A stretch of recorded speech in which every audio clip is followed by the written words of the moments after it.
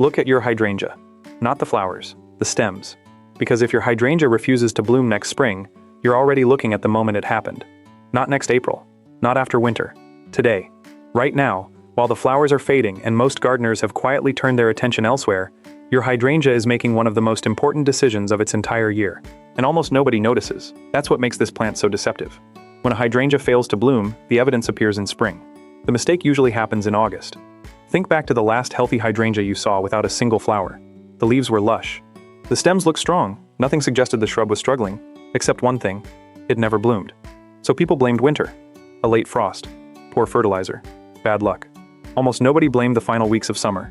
Because by the time the flowers are missing, the real cause has already disappeared. That's the illusion. The crime scene isn't where the crime happened. It's where the evidence finally appears. And right now, hidden inside those ordinary green stems, your hydrangea is quietly preparing next year's display. Not next month's, next year's. Tiny flower buds are beginning to form where each leaf joins the stem. They're almost impossible to notice without looking closely. But by autumn, many are already in place, waiting through winter for the warmth of spring. Whether those buds continue developing or quietly stop depends largely on what happens over the next few weeks. That's why two hydrangeas growing side by side can look almost identical in August, yet produce completely different displays the following June. One finished preparing, the other didn't. Today, we're going to uncover exactly why that happens, the 4 August mistakes that quietly erase next year's flowers, and how a few simple changes can protect blooms you won't see for another 10 months. Because once you understand what your hydrangea is really doing in August, you'll never walk past one the same way again. Here's where the story changes. Most people believe hydrangeas create flowers in spring. They don't. For many of the hydrangeas growing in American gardens, especially big leaf, mountain, and oak leaf varieties, spring isn't when the flowers are created. It's when they're revealed. The real work begins now. While summer still feels alive, the plant quietly begins building next year's flower buds inside this year's stems. From the outside, nothing dramatic seems to be happening. The brilliant blues fade. The pinks lose their intensity. The flower heads become dry and papery. The shrub looks as though it's winding down. It isn't. It's shifting from performance to preparation. Think of an orchestra. The audience remembers opening night, but opening night succeeds because of rehearsals nobody ever sees. Miss enough rehearsals, and the performance falls apart. Your hydrangea works the same way. Spring is opening night, August is rehearsal. That's why this month matters so much. Every deep watering, every period of heat stress, every unnecessary cut, every burst of late fertilizer changes the conditions under which those tiny flower buds continue developing. The plant isn't making a conscious choice, it's responding to the conditions around it. If moisture remains steady, if temperatures stay manageable, if the stems aren't interrupted, bud development continues. If stress becomes severe enough, survival takes priority over reproduction. That's not failure, that's biology. And that's why a perfectly healthy-looking shrub can quietly reduce or abandon flower bud development long before anyone notices a problem. By spring, the verdict has already been written. The only thing left is for you to discover it. Which brings us to the first clue. Ironically, it usually begins the moment gardeners think they're finally finished watering. Clue 1, the drought you never saw. Our first suspect isn't winter, it isn't fertilizer, it isn't bad luck, it's water. More precisely, the lack of it at exactly the wrong moment. Here's how it usually happens. The excitement of early summer is over. The blooms have faded. The rest of the garden demands your attention. So, almost without noticing, you water the hydrangea a little less often. Not because you've stopped caring, because nothing about the shrub feels urgent anymore. A week passes, then another. The soil dries a little deeper each time. The leaves stay green, the stems stay firm. The shrub still looks healthy. That's what makes this mistake so dangerous. The plant doesn't tell you when it's changing next year's flowers. It tells you next spring. While everything still looks fine above ground, something much more important is happening below it. Hydrangeas have shallow, fibrous roots. Most sit in the upper layer of soil, the first place August heat begins to steal moisture. As that soil dries, the plant changes priorities. Not because it's dying, because it's adapting. Like every living organism, a hydrangea protects what keeps it alive first. Roots, water balance, essential tissues. Flower buds come later, so when water becomes limited, the plant doesn't suddenly collapse. It quietly slows the development of flower buds that won't help it survive today's heat. That's why a hydrangea doesn't need to die to lose next year's flowers. It doesn't even need to look unhealthy. It only needs enough stress that continuing flower bud development is no longer sustainable. That's the part almost nobody sees. By the time you notice fewer blooms next June, the dry spell is over. The heat wave has passed. The missed watering has been forgotten. Only the consequence remains. And that's why so many gardeners blame the wrong season. Here's where the evidence becomes impossible to ignore. A hydrangea isn't responding to one question. It's responding to two. Can I survive? And, can I afford flowers? Those aren't the same thing. A healthy shrub can answer yes to the first question, while quietly answering "not this year" to the second. That's why you'll sometimes see lush green leaves, strong stems, healthy spring growth, and no flowers at all. The leaves survived. The flower buds didn't finish developing. So what should you actually do? Keep it simple. Forget light evening sprinkles. Forget watering because the leaves drooped once. Water deeply. Then let the soil begin drying naturally before watering again. A deep soaking encourages moisture to move farther into the root zone, where it lasts longer and supports a larger, more resilient root system. For most established hydrangeas growing in the ground, about 1 inch of water each week is enough under normal conditions. During prolonged heat or drought, that often increases to around 2 inches, divided into 2 or 3 deep soakings, rather than a little water every evening. The goal isn't constantly wet soil, it's consistently available moisture. Those are very different things. And always water the soil, not the leaves.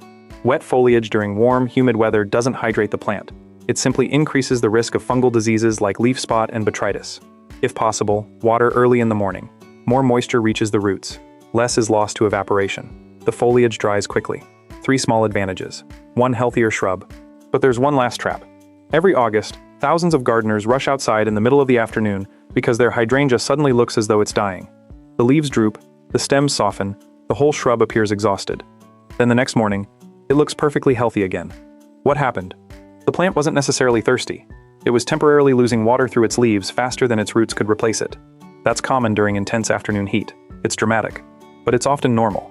That's why experienced gardeners don't judge hydrangeas at 4 o'clock. They judge them at breakfast. If the leaves are still wilted after a cool night, water deeply. If they've recovered, check the soil before doing anything. Push 1 finger about 2 inches into the ground. Dry, water. Cool and moist, wait. Trust the soil, not the symptoms. Because symptoms tell you something is wrong. The soil tells you what is wrong. And that's an important difference. Because water isn't the only thing your hydrangea is protecting this month. Hidden beneath those faded flower heads is something even easier to lose. And unlike drought, it takes only a few seconds to remove it with a pair of pruners. Clue 2. The cut that removes tomorrow.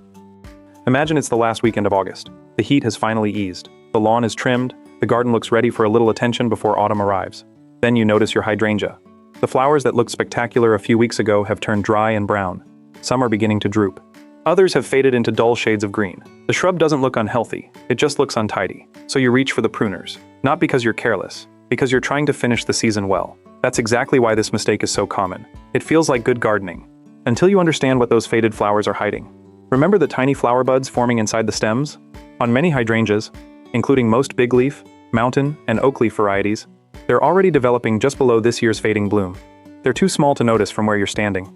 The stem gives you no warning, everything looks safe to cut. It isn't. With one quick snip, you may remove a flower that was never given the chance to bloom. Not this year's, next year's. That's why so many gardeners become convinced something went wrong over winter. Nothing went wrong over winter. The flowers simply never made it that far. Think of it like buying tickets to a concert months in advance. The tickets arrive in a plain envelope.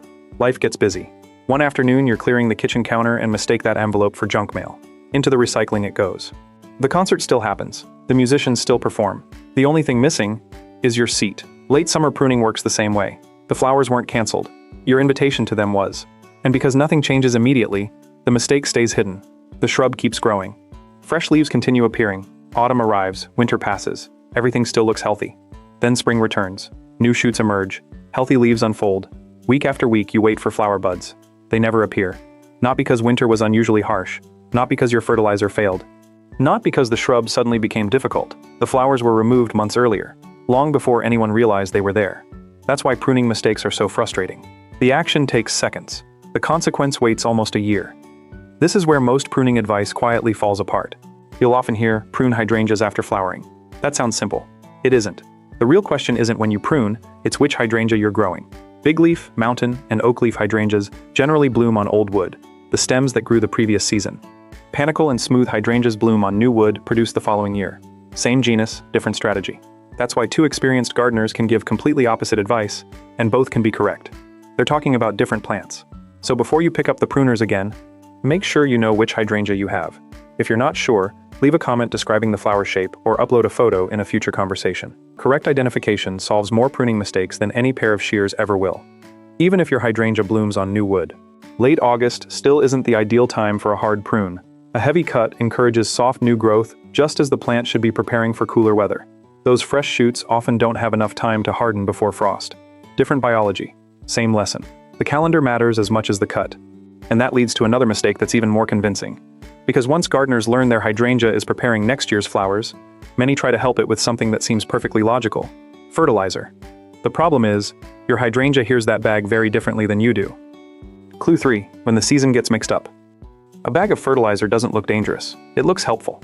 After everything we've uncovered so far, one thought almost naturally follows. If my hydrangea is building next year's flowers, shouldn't I give it more nutrients? It's a fair question. In fact, it's exactly what many gardeners do. The problem isn't the fertilizer. The problem is the timing. By late August, your hydrangea has entered a different stage of the year. Its fastest growth is behind it. Now it's strengthening stems, storing energy in its roots, and finishing the flower buds that must survive winter before they ever become blooms. It's preparing, not accelerating. Then nitrogen arrives, and the signal changes. Produce new leaves, push fresh shoots, grow. The plant responds exactly as it was designed to. Bright green growth appears. Fresh leaves unfold. For a short time, everything looks wonderfully healthy. That's what makes this mistake so convincing. It rewards you immediately. The consequences arrive later. Those tender new shoots haven't had enough time to mature before freezing weather arrives. Unlike hardened wood, they're much more vulnerable to cold damage. And if developing flower buds are growing on that immature tissue, they become vulnerable too. The fertilizer didn't poison the plant. It simply encouraged growth at the wrong moment. Timing, not fertilizer itself, is the problem. Here's where the pattern finally becomes clear. Think back over everything we've uncovered. Less watering seemed reasonable. Cleaning up faded flowers seemed responsible. Late fertilizer looked helpful. Every mistake made sense, until time revealed the result. That's why hydrangeas confuse so many gardeners. The action happens in one season, the consequence appears in another. Cause and effect become separated by months, and when that happens, it's easy to blame the wrong thing. So what's the simplest rule? Feed your hydrangea while it's actively growing in spring and early summer. As summer begins to wind down, let the plant complete the season it's already in. Don't ask it to begin another one. Sometimes the best thing you can do for a healthy plant is stop trying to improve it. But there's one final mistake. Ironically, it happens because people follow good advice a little too enthusiastically. They hear that drought can reduce flower buds, so they promise themselves they'll never let the soil become dry again. It sounds sensible, until the roots begin running out of something just as important as water: air. Clue 4. When too much help becomes harm. By now you've probably noticed something. Hydrangeas rarely struggle because gardeners don't care. They struggle because caring without understanding can create new problems. Overwatering is a perfect example. Roots need moisture, but they also need oxygen. Healthy soil isn't just filled with water. It's filled with tiny pockets of air that roots depend on every hour of every day. Keep those spaces flooded for too long, and the roots begin to struggle. Not because they're dry, because they can't breathe. That's where hydrangeas become wonderfully misleading. A thirsty hydrangea wilts. An overwatered hydrangea often wilts too. The same drooping leaves, the same tired appearance. Completely different causes. That's why appearances can fool you. The leaves tell you something is wrong. The soil tells you what is wrong. Before reaching for the hose, check the ground. Push one finger about 2 inches into the soil beside the plant. If it's dry, water deeply. If it's still cool and moist, wait. Simple. Reliable. Evidence before action. That's one of the biggest differences between beginning gardeners and experienced ones. Beginners react to symptoms. Experienced gardeners investigate causes. One last discovery before we close. August doesn't only prepare next year's flowers. It can prepare your next hydrangea too. A healthy, non-flowering stem can often be rooted into an entirely new plant. Take a cutting about 6 inches long from a healthy shoot. Remove the lower leaves. Trim the remaining leaves by about half to reduce moisture loss. Place the cutting into a well-drained rooting mix, keep it lightly moist, and leave it in bright shade out of harsh afternoon sun. Then wait. Not days. Weeks. Long before you see new leaves, roots are quietly forming beneath the surface. It's the perfect reminder of everything this month has been teaching us. The most important work in a hydrangea is almost never visible. Roots develop underground. Flower buds mature inside stems. Wood hardens before winter arrives. Almost everything that matters happens quietly, which brings us back to the question we started with. When does a hydrangea really fail?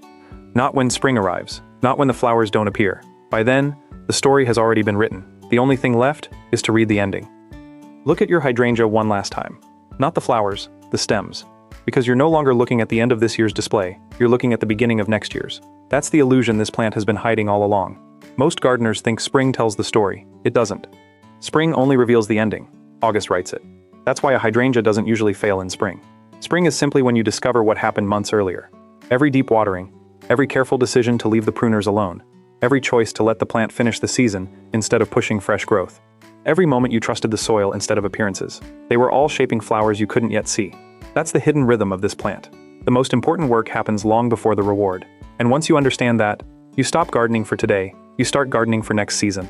So before you head back outside, remember these 4 rules. First, water deeply. Don't water for the flowers that are fading. Water for the flower buds still forming inside the stems. Second, prune with purpose. Before every cut, ask yourself one question. Am I removing something I simply can't see yet? If you're growing a hydrangea that blooms on old wood, that single question can save next year's display. Third, respect the season. Late fertilizer doesn't usually fail because it's bad. It fails because the plant is preparing for autumn, not another spring. Help it finish. Don't ask it to begin again. Finally, trust evidence, not appearances. Hydrangeas can look thirsty when they aren't. They can look healthy while quietly losing next year's flowers. The leaves show you symptoms. The soil reveals the truth. Notice something. None of these lessons are really about watering, or pruning, or fertilizer, or even hydrangeas. They're about timing. The best gardeners don't just know what to do. They know when the plant is ready for them to do it. That's the difference experience makes. And it's why 2 people can own the same shrub, plant it in the same neighborhood, and care for it with the same enthusiasm, yet see completely different results the following June. One worked with the plant's calendar. The other worked against it. If this video changed the way you think about hydrangeas, I think you'll enjoy what we do here. This channel isn't built around gardening hacks. It's built around understanding how plants actually work. Because once you understand the biology, the right decisions become obvious. Every week we uncover another hidden story unfolding quietly inside the garden, long before anyone notices the results. So if that sounds like the kind of gardening you enjoy, I'd love to have you with us. Subscribe and join me for the next investigation, because there's another familiar garden plant that's fooling millions of gardeners, not because it's difficult to grow, because its biggest secret happens months before anyone thinks to look. Before you go, I'd love to hear from you. What surprised you most? Was it discovering that next year's flower buds begin forming in late summer?